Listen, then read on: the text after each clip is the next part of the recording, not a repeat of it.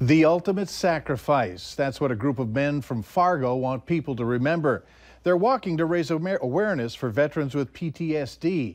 Some are calling veterans suicides a growing epidemic, and people in our area are no exception. The group started their trek at the Canadian border in Noyce, Minnesota at midnight. Valley News Team's Ryan Laughlin caught up with the crew about 30 miles along the route and tells us the reason behind 4 men marching from border to border. It's not even noon on this muggy May morning, and the mercury is already pushing 80 degrees. Well, we're 45.41 miles in. Only around 200 more miles to go for John Delzell and his 3 friends.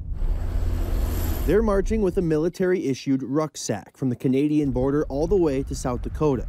The fact that it's approaching Memorial Day is no accident. It's not just about barbecues and hot dogs. Before the Ruck March started at midnight today, the 4 paid homage to a fallen brother. Brady's group, the 10th Mountain, they came back from Afghanistan in 2014, I believe, with 140 soldiers. None of their soldiers were KIA. Brady Oberg was among the 140 who returned home. Since they've been back, 3 years, 3.5, almost 4 years, there's been 14 of those soldiers that have committed suicide. Brady was also one of those 14.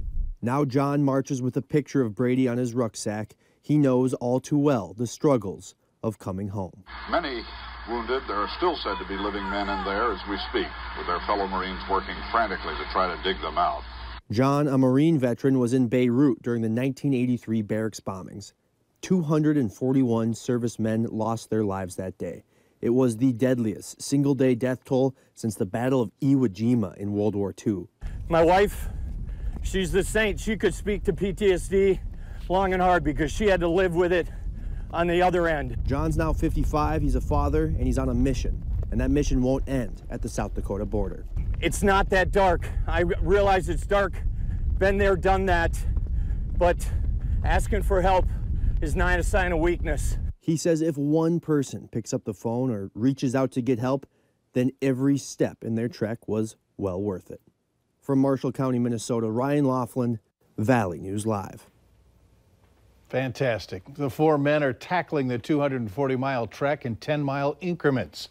They're going to be in East Grand Forks about 10 p.m. tonight and in Moorhead by 5 in the afternoon tomorrow, but won't be finished until noon on Saturday. Now, if you or someone you know struggles with PTSD, we've included a link on our website, valleynewslive.com, with resources for veterans. We've also included a link to the Brady Oberg Legacy Foundation.